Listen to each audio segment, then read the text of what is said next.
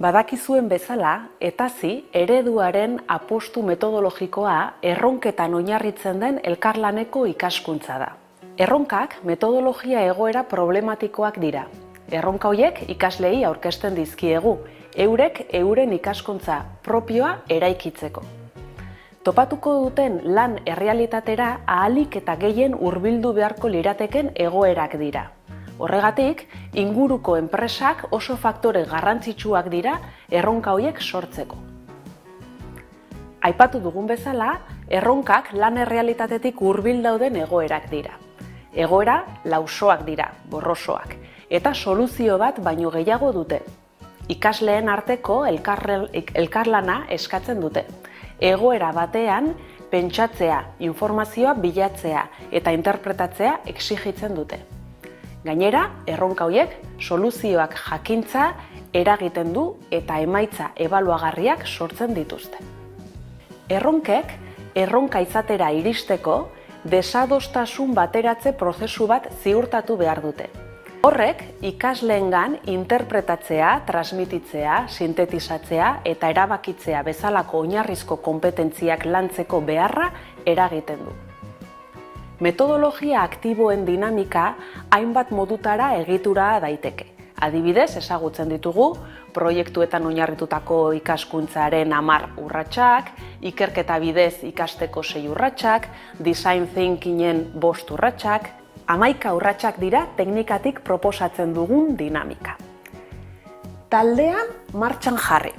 Elkarlaneko ikaskuntzako testuingurua sortu behar dugu. Pausu honi buruz gehiago jakiteko elkarlaneko ikaskuntzari buruzko gure bideoa kontsulta dezakezu. Lehenengo pausua, erronka aurkeztu. Erronka oinarrituta dagoen egoera problematikoa aurkeztu eta entregatu beharreko azken produktua edo produktuak adostu behar ditu.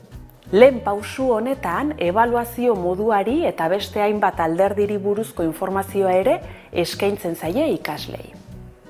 Bigarren pausua, identifikatu eta erronkarekin bat egin. Nola bistaratzen dugu gure azken emaitza aparteko emaitza gisa definitu ahal izateko?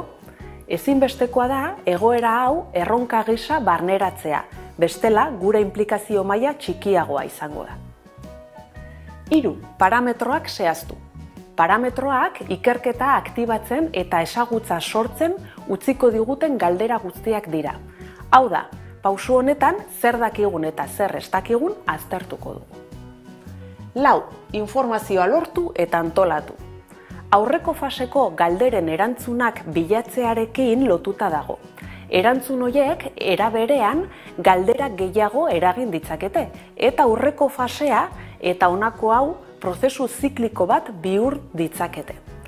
Galdera horien erantzunak aurki daitezke bilaketa edo ikerketa irekiak eginez, zaintza tresnen bidez, bisiten bidez eta adituekin saioak eginez, besteak beste. 5. Proposamenak sortu.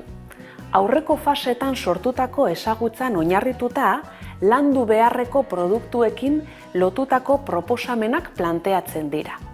Gero eta proposamen gehiago, hobeto. Fase honetan proposamenak egiten lagunduko duten sormen teknikak erabiltzea komeni da.